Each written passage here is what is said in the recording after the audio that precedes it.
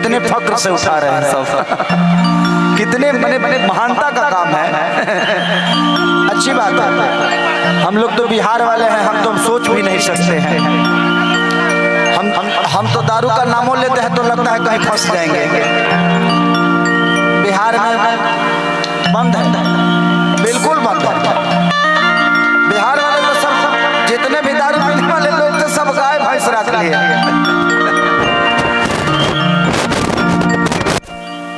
गाय भैंस रख के गाना अंदर लोग कौन सुनता लोग कि आज करी बड़ी यारी चाहे होई मारा मारी धके खड़ा में रगरी तो अब की जादो जी के झंडा तहरा लहंगा अब ये गाना बड़ा वायरल हो रहा है मेरा कि हमर होके लगही अरे सुताली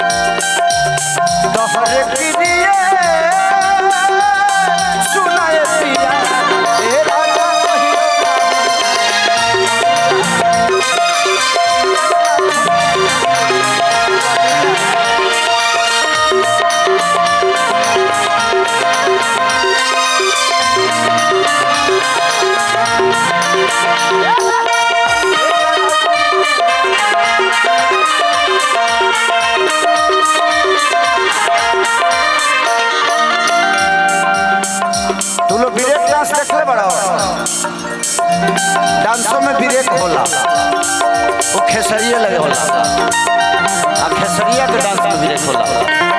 दिस ब्रेक चाप के चाप करती।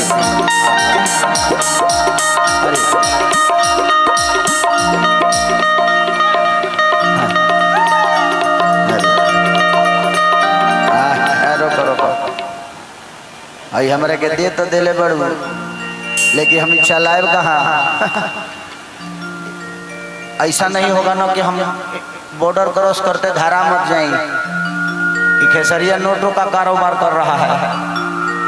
चलिए इनका सम्मान है और थैंक यू भाऊजी। ये होता है, भाभी ने हमको छुआ और छू के उनको लगा जो उन्होंने पूरी दुनिया छू ली है। लेकिन जितने प्यार से आपने मुझे छुआ उतने प्यार से भैया को भी छुइएगा। बबी है धर तू चला दी है नहीं, इन्हें के माल जौन मिली तो तोरे बैंक में डाल दे। ये उनका मोहब्बत है, प्यार है। ये पैसे नहीं बल्कि एक सम्मान है। और बड़ा होने के बाद हर आदमी, मैंने बहुत सारे कलाकारों को देखा है कि बड़ा जब आप स्टार बनते हो तो आप 10 रुपये 5 रुपये 50 रुपये 100 रुपये आप नहीं लेते हाथ में, लेकिन मैं लेता हूँ। ऐसा नहीं कि मेरे पास पैसे की कमी है, मैं उसलिए नहीं लेता कि पैसे की कमी है, मैं उसलिए लेता हूँ क्यों हमें छूना चाहता है।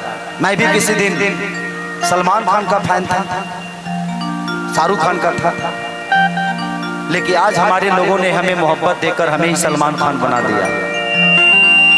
तो इसका मतलब ये नहीं कि मैं उन लोगों को भूल जाऊं जिन्होंने मुझे बनाया। अभी आप लोग के बीच में एक बहुत प्यारी फिल्म मेरे आने वाली है जिसका नाम है डंस।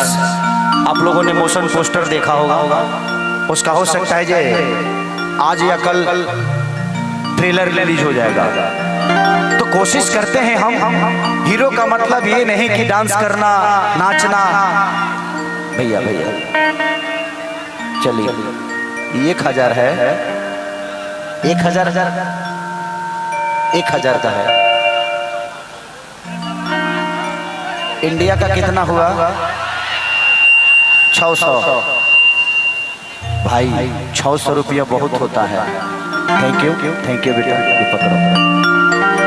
आज आज आज आज की मलकिनी हमारी यही है। कहाँ करे, बाकी सब मलकिनी को देखने के बाद यह को ठीक लग रही है। अरे भैया ये भी है। चलिए 1000 इधर चल रहा है, हमने कर तो पाने सब खींचे के बरता था। पहले 2000 का नोट था तो चाचा बड़ा सुकून था कि पहले हम कार्यक्रम करने जाते थे तो 2000 मिलता था। मोदी जी ऐसा ना किए, हमने के बिजनेस में चौपट कर दिए। अब लोग पाने से 5 बार देता है, पहले 2000 एक बार में 100 लौट जाता है। लेकिन ठीक है, सबका अपना अपना करने का तरीका है। तो जिंदगी में मैंने जो भी पाया है आप सबके बदौलत पाया। मेरे जीवन में कुछ नया नहीं हुआ, क्योंकि मेरे जीवन में करने के लिए बहुत कुछ था। लोग कहते हैं ना कि यार मैं गरीब हूं। आप गरीब हो, ये भगवान ने आपको अवसर दिया है कि अमीर बन जाओ। अपने आप को गरीब मत समझो। भगवान ने आपको अवसर दिया है कि आप अमीर बनो। एक अमीर आदमी गरीब होता है, लेकिन एक गरीब आदमी अमीर होता है। तो आप अपने गरीबी पे कभी हंसना मत। अरे बाप रे बाप, इंडियो के लोग हैं क्या इधर? देखो बाबू, ये नेपाली तुम रखो, इंडियन इधर जाने दो।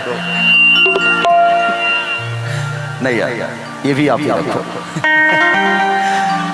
तो ये दुनिया है, आप हमेशा मेहनत करिए। एक खेसारी लाल यादव की जीवन जब पढ़िएगा ना तो एक किताब हो।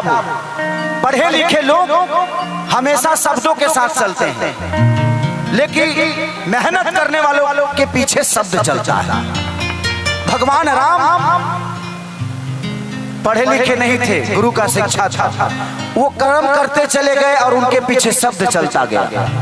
तो जिंदगी में कोशिश करिए कि आपके पीछे शब्द चले, शब्दों के पीछे मत चलिए।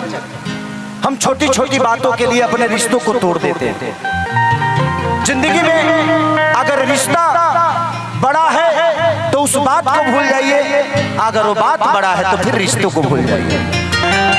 उस शब्द में उतनी ताकत नहीं कि हमसे आपको अलग कर दे। तो कोशिश करिए कि छोटी छोटी बातों को हमेशा अवॉइड करिए। जिंदगी है, कल से इस लड़की से पता नहीं मैं मिल पाऊंगा कि नहीं, लेकिन तो मेरे सपनों में जरूर आओगी। क्या जरूरी, कोई जरूरी थोड़ी है कि किसी से मिलना ही संबंध होता है। हम तुम्हारा नाम लेके दो चार बेर अपना नाम ले लेंगे और अपना 2-4 बेर माला जप लेंगे।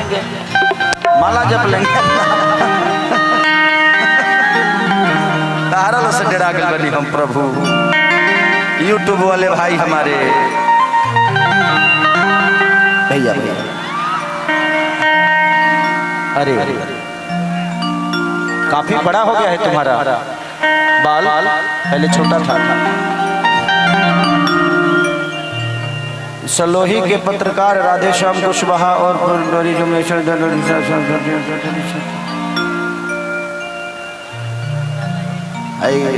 ढोड़ी चाटना के तरफ से